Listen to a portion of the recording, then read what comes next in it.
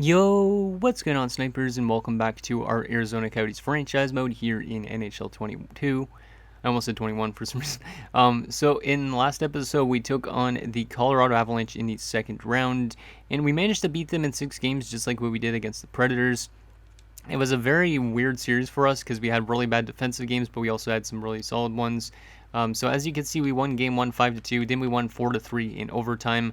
Then we had a really rough game, 5-2 loss, so I decided to give Beauregard an opportunity. He won that game 4-2, and he was really solid, so I was like, might as well play him for another game. And then he allowed 7 goals, and we got smoked 7-2. And luckily for us, though, we bounced back of that game with a nice 3-1 victory after I put Hornquist back in net. So we are in the conference finals for the second straight season. This time around, we're taking on the Los Angeles Kings. And they're a very interesting team. They have a pretty solid roster, I'd say. But as you can see, they finished only 42, 35, and 5 in the regular season. And also going into the playoffs, they were 2-8. So this team randomly just turned it on at the right time, it seems like. And I don't really know what to make of it in the sense that they didn't simulate well, but they made the playoffs and they actually have an okay roster. So they might be a cheese team that could get to the finals, but hopefully we could beat them and get back to that Stanley Cup finals again. So this is what their roster looks like. As you can see, Shane Wright is definitely the best player on this roster, but they do have former player Viktor Sadikov, who we know is a good goal scorer at times. And then, yeah, they also have like Jensen, they have Turcotte, Fairchild, Wallstrom, Pularvi, McLeod that are all 84 and above, and a couple good bottom six type of players. So very good forward core. Defensively, they're pretty solid as well. You can see they still have Brant Clark, Bjornfot's still there. They are playing Kovanov as a defenseman, which is a little bit weird, but it's because they have an injury to Urho Vakinen. So obviously once he returns, that defensive core will be a little bit better, considering a forward on defense isn't the greatest scenario. And then goalie-wise, they have Bomick and Yansevsky. So it's a very solid team, I'd say, for how they simulated. So I'm a little bit skeptical about that, but never know. Maybe we could still beat them and get back to that Cup Finals. Whoever wins this conference finals matchup will face either New Jersey or Columbus for the Stanley Cup. So without further ado, let's get into this conference finals and see if we can get back to the Stanley Cup Finals for the second straight season. I don't think I've been in back-to-back Cup Finals in a franchise mode in a very long time, so if we could get there, that would be really nice. So here we go. Game number 1, we got home ice advantage, obviously, considering we were the second best team in the NHL. Let's see what happens. I think we were the second best team, right? Yeah, I think so. First period of game 1, and it's scoreless. I'll take that. Shots 8-4 in favor of us, so they did not get a lot of opportunities in that period, but we didn't really get much either. So seems like both teams are trying to feel each other out after the first period. Let's see what happens in the second. See if we can break the ice a little bit. Second period, 1-0 Kings. That's not good. Fairchild breaks the scoring, and it's a power play goal again, so our penalty kill hasn't been good. We might need to address that. Hornquist allows a goal on the 17th shot of the game. Well, maybe it was an earlier shot, but shots are 19-17 in favor of us. They had a much better second period than us, so I can kind of see why they have the lead now. Let's see if we can tie this game up in the third period. Come on, boys. Come on. I might change up our penalty kill lines after this game just because they struggled against the Avalanche, and I didn't really address them yet, so I might change it up a little bit. Come on, guys. Let's get that scoring going. Let's tie this one up. Don't get shut out in game 1. There we go. McIntyre scores, I think, his first playoff goal, or maybe it's his second, but he hadn't scored in quite a long time if he did. Shots are 27 apiece. It's a 1-1 game. We get a late goal in the game to keep us alive in this first game. Let's see what happens in OT, see if we can get the OT winner here. We've had a lot of overtime situations so far in the playoffs. Come on, boys. Who wants to score the game winner? Shelley, Agostino, Mishkov, one of those three. It's going to be McIntyre again. Are you kidding me? McIntyre acting like a JG Pajot with the late game heroics and in the OT winner as we win 2-1 in game 1. Very good. Good defensive performance. Not the best offensive performance, but when McIntyre scores his first 2 playoff goals in the conference finals, that's pretty impressive. So McIntyre from Gallagher and McGillis, and McIntyre from Sasaki and Mishkov. So I guess the line change must have been happening between the fourth and the first line. McIntyre the first star. Beauregard gets second star. So I guess Hornquist played half the game and Beauregard played the other half. Must have been. And Bomick the third. Hopefully Hornquist didn't get injured. Both of them played 30 plus minutes. Interesting. So we get a combined goalie win. Well, actually the win just goes to Beauregard in that. So good bounce back for Beauregard, I guess you could say, considering the last game he played was this 7-2 loss where he allowed 7 goals. So he's kind of a streaky goalie, but it's good that at least Hornquist is not injured. And we have now a 1-0 series lead in the conference finals. Not going to make any changes, I don't think, unless I want to change up the penalty kill. But we won game 1, so might as well not fix it just yet. So here we go, game number 2. Can we take a 2-0 series lead? We still have home ice, so that's good. First period of game 2. Down 1-0 again, so it seems like we're struggling to score early against the Kings. As Jensen gets a power play goal, so another power play goal against, I think I must have to address that for next game. Shots are 10-10 after 1, and it's a 1-0 lead for the LA Kings. Can we tie it up in the second? Yes, we can. It's a 2-2 game. Michkov and Aho score to give us a 2-1 lead, but then Adamski ties the game up. Shots are 19 apiece, so literally this is a pretty close series for how poorly the LA Kings had their regular season in terms of being a playoff team. Let's see what happens in this third period, see if we can get that lead. Yes, we can. Tukinen scores. He hadn't actually scored, I think, the entire playoffs, which is kind of a surprise because normally he scores more goals in the playoffs than regular season. And then Sadikov scores a power play goal against us, so of course it has to be our former player. And then Pularvi gets a power play goal for them. They have 4 power play goals in this game, I think. But Shelley answers right back. It's 4-4. Jeez, this is a really back and forth game. Wright restores the lead for the Kings. It's now 5-4. That's not good. That was a late goal, and we're not going to win. That was a terrible defensive game and a very bad game from our penalty killing unit. Because, yeah, that is 2 power play goals, 3 power play goals against in this game, but we did allow 1 in last game as well. So that is not good enough. We need to play much better on the penalty kill. And it's 1-1 headed back to Los Angeles. So Michkov from Agostino and Chikrin, and an Aho from Agostino and Michkov, and then Tukinen from McIntyre, and Shelley from Aho and Michkov, or not Michkov, and Shishkov. I'm used to saying Aho and Michkov a lot. 3 stars, Aho, Michkov, and Sadikov. Damn, if Sadikov didn't score a power play goal, we would have maybe had a better shot at winning. And Geeky has injured his ribs, so that is a major loss. I don't think he returns this round either. So that is not good. We'll move Norris back up. We'll put Bentley back to center on that third line. We'll move McIntyre up, considering he had a really good first game of the series. And we will give Uriel Gallant an opportunity to play there. And we'll go to special teams. And we'll put Redmond on the point. And who do we want to play here? Let's go with Gallagher. Yeah, I'll go with Gallagher. Why not? But that is a big blow to lose Geeky. And it is a big blow. Let's go like that. Yeah, let's just keep the rest of that the same. When does Geeky return to 26? Yeah, he's out for the rest of the round, so that's a huge loss in the conference finals. Now, I could call up somebody from the minors, but I don't really know if it's worth it. Is the HL team still in the playoffs? No, they're not. As they expected, they got eliminated in the first round, I think, or maybe the second round. No, the first round. That's unreal how that team was that good and then got eliminated.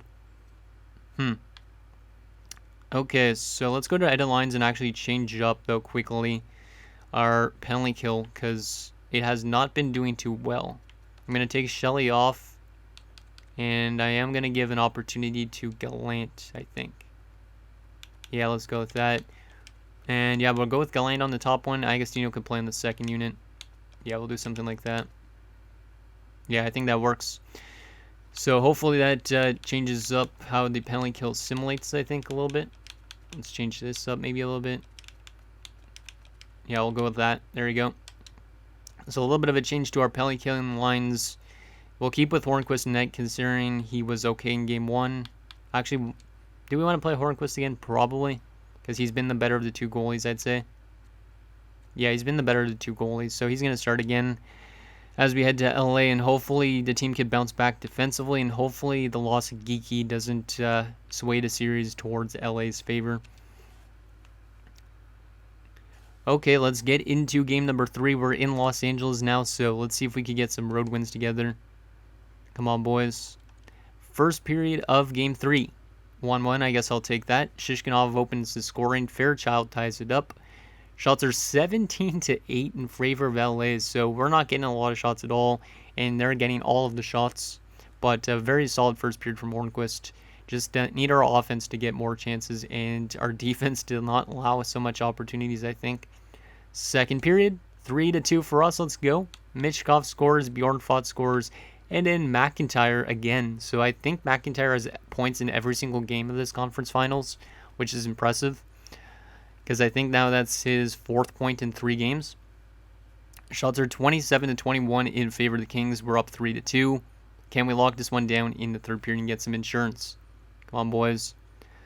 Can McIntyre add any more points in this game? And Aho scores. We're up 2 goals. Now that's a huge goal for this team. Penalty kill.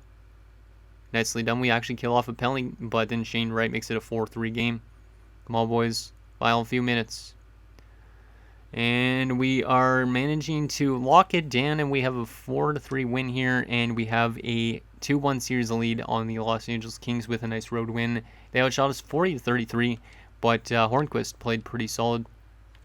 Not too bad. Shishkinov from Shelley and Norris, Michkov from Agostino and Aho, McIntyre from Redmond and Bentley, and Aho from Michkov and Shishkinov. That was a little bit of a tongue twister. 3 stars, Aho the first star, Turcotte the second star, and Shishkinov the third. So Hornquist doesn't get a star, but he was not too bad. He was actually pretty good save percentage-wise. His goals against a little bit high, but still not too bad. Definitely the better of the 2 goalies, I'd say. So we have a 2-1 series lead. Can we get another win on the road is the question and take a 3-1 series lead? We've had 3-1 series leads in both rounds prior to this, so it'd be nice if we could do that again in this conference finals. Here we go. Game number 4 in LA. Let's see what happens here, boys. It's been a close series. First period, 1-0 us. Let's go. Bentley scores on the power play. Let's go. Still doing good in terms of scoring goals on the power play, even without Geeky, so that's good. Shots are 16-8 in favor of us, so we're out shooting them for a change. Second period. Ew, that is not the type of period I wanted to see. We had a 1-0 lead, but they had a very good second period. It's now 3-1 for the Kings. Turcotte, Sadikov again, and Jensen score. That's not good.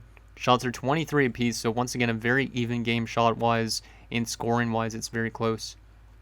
Can we have a third period comeback here, or is it going to be a 2-2 series headed home? Let's see what happens. Come on, boys. And Brian Clark makes it 4-1. So this is going to be the one game that's definitely not very close. Oh, that really sucks. I thought we had a chance to definitely go up 3-1 after we had that 1-0 lead, but our team didn't get the insurance and played really poorly in that second. And we're going to lose by a final score of 4-1 in Game 4, and it's now a 2-2 series headed home. Now we got to use our home ice to our advantage and win that next game. So Bentley from Redmond is the only goal in that game. Any badly minus players in that one? Sasaki was a -3. Yikes. And then, yeah, not a good performance from Hornquist. Hornquist is very inconsistent, but I don't think I want to go to Beauregard next game. I don't know if I should. It's kind of risky doing that, but I think I might actually, because maybe he just needs another day off. Sometimes you can't just play 16 straight games, you know. So let's go to edit lines here. We are going to make also some changes to our defensive core, I think, a bit. We will move Guerrero back up, move Sasaki here, and move Tukinen down. And then, yeah, I think I'm going to give Beauregard another chance, which might be a risk, considering this is a game where somebody could take a serious lead in, but I'm going to do that. And the rest of the lines are going to stay the exact same, I think. Yeah, I think the rest is going to stay the same. Yeah, rest is going to stay the exact same unless we want to move McIntyre up and Shishkinov down. No, don't think so. I don't know if that geeky injury is hurting us or not. Probably is. I really hope it's not, though, considering I want to win this series for sure. Okay, let's see what happens in Game 5. Beauregard is starting. Can we take a 3-2 series lead here, headed back to Los Angeles? Because if we lose this game, there's going to be a lot of pressure on us to win on the road, I think. But there's also going to be a lot of pressure for them to win on home ice. First period of Game 5. 1-0 us. Let's go. That's a good start. Zach Werenski scores. It was an early goal. Shots are 16-8 in favor of us, so very similar to last game. So hopefully we don't allow them to come back in this second period like we did last game, because last game we outshot them in the first. We sat back in the second, and that's when they took a 3-1 lead. So second period, 4-1 for us. Let's go. That's exactly what I wanted to see this time around. Michkov, Agostino, Shishkinov with goals for us. Kovanov got them a goal. It's a 4-1 lead going into the third. The shots are 31-17 in favor of us as well. Let's just lock this one down, and hopefully we can win next game to close out the series, but we're definitely outplaying them in this one. It's good to see us rebound from that last game. Tukinen makes it 5-1. Let's go. That's his second, I believe, of the series, or maybe that first one was last round. I don't remember exactly. Wallstrom makes it 5-2. But yeah, Beauregard hasn't had to face a lot of shots in this game, and he's going to get another victory. Hornquist will probably be back in net for next game. I just needed him to get a little bit of a break, but we win 5-2. We outshot them 45-24, and yeah, we have a 3-2 series lead. So Rensky from Aho and Agostino, Michkov from Shishkinov, Agostino from Aho and Chikrin, Shishkinov from Norris and Shelley, and Tukinen from Redmond and Burkov. 3 stars in that game. Agostino, the first star, he had 6 hits in that game, so he's throwing his weight around as well. He's definitely a playoff player. Aho, 2 assists, gets second star, and Shishkinov the third with 1 goal, 1 assist. Any badly minus players in that game? Or no? Only 2 minus players, both in Shelley and Norris. And a good game from Beauregard. But I think I am going to return back to Hornquist for next game, even though it's the day afterwards. Yeah, I'm going to return to Hornquist because he's our starter. If he loses this game, though, then I don't really know who plays Game 7. Just make sure the lineup is good and ready to go. That is good. Geeky's still out until the 26th, so he won't be out. He won't be back until the Cup Finals if we are to get there. Yeah, he's not back till early in the Cup Finals. New Jersey has a 3-2 series lead on Columbus. Okay, Game 6. We have a 3-2 series lead. That was a somewhat close game at some points, but it wasn't as close as like the first 3 games of the series. But here we go. Game 6. Can we close out LA in Los Angeles and head back to the Cup Finals? Come on, boys. You can do this. First period. 1-1. I'll take that. Viktor scores, so it looks like he is back from injury to replace Kovanov. Shelley scores to tie the game up at 1 apiece. Shots are 13-10 in favor of the Kings after 1. Second period, 2-2. Very close game in this one. Brouwer scores to give it 2-1 for LA. But Uriel Gallant, who's playing depth-wise because of Geeky's injury, he scores to tie the game up at 2. Shots are 26-18 in favor of the Kings, but it's a 2-2 game. Who wants to be the hero for us in this third period? Let's see what happens. See if we are going to close out the Kings or not. Come on, boys. You can do this. You can do this. Michkov, Shelley, Agostino. I know you guys have it in you. There you go, Agostino. Let's go. I love Agostino, but Kovanov ties the game up, so I guess Kovanov's still playing forward now with the return of Vakinen. I almost said Vakinen, but I don't know how it's pronounced, if it's like that or not. And we are going to be going to overtime in Game 6, so we scored a goal. If we score next goal, we go up to the Cup Finals again.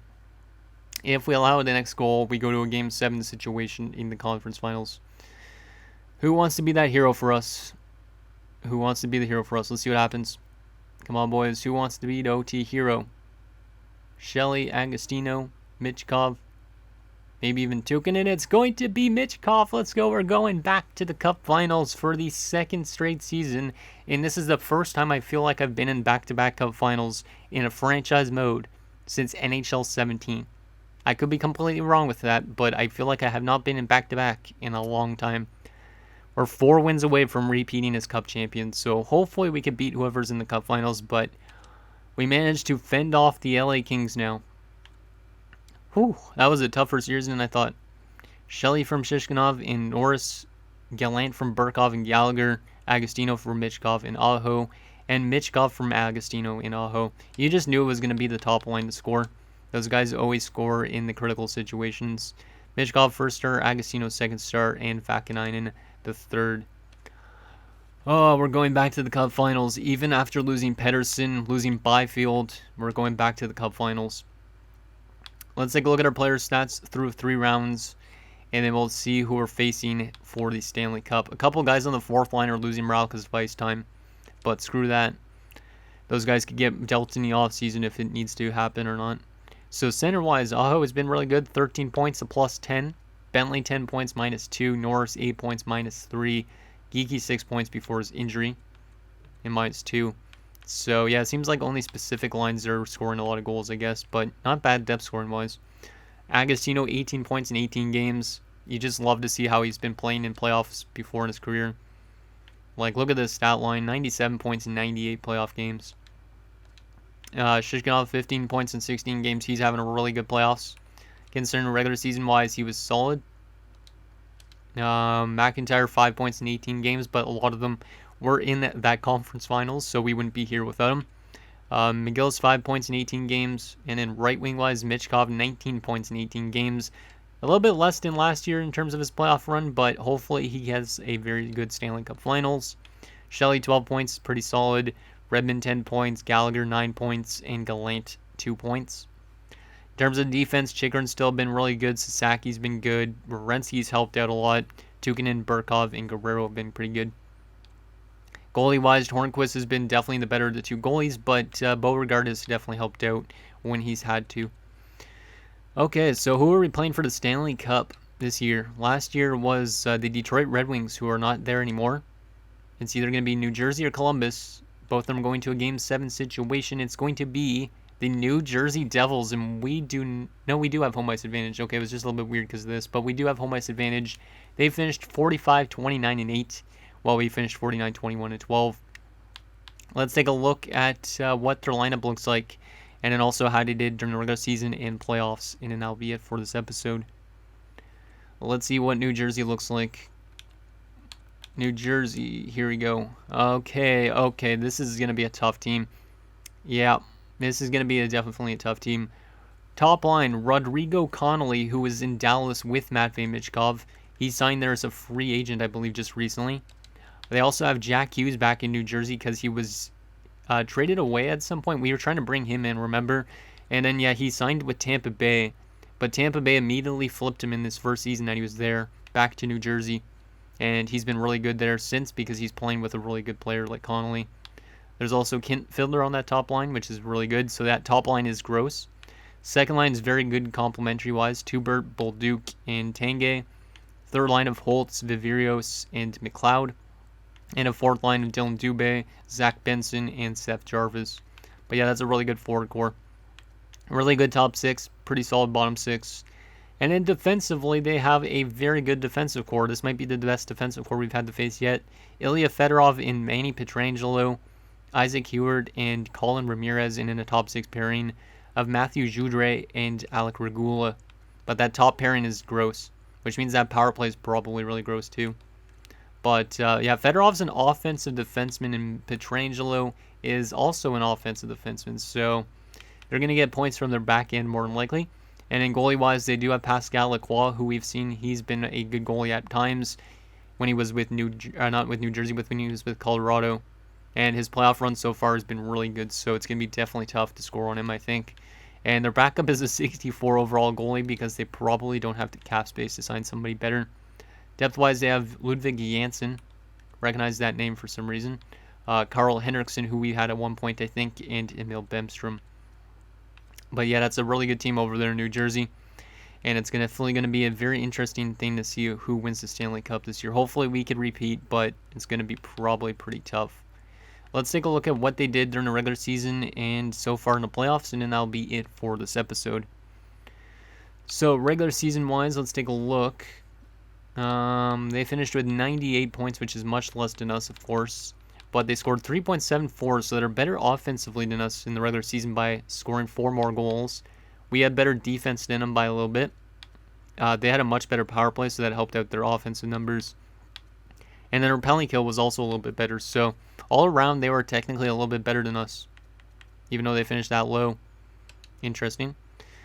How about playoff-wise so far? What has been their bread and butter? Have they had a good power play or what? Sort by wins.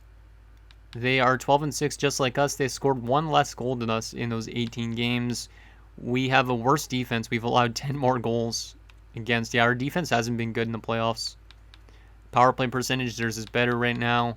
And their penalty kill is much better. So our special teams need to improve, and we need to take them off their good penalty kill and power plays as well. We need to play much better defensively, and we can continue scoring as much as we are, if we can. So that is that, and that's going to do it, guys, for this episode of our Arizona Coyotes franchise mode. So in next episode, we'll take it back to the Stanley Cup Finals as we look to repeat as Stanley Cup champions while we face the New Jersey Devils. So let me know what you guys think down below, and I'll see you guys next time.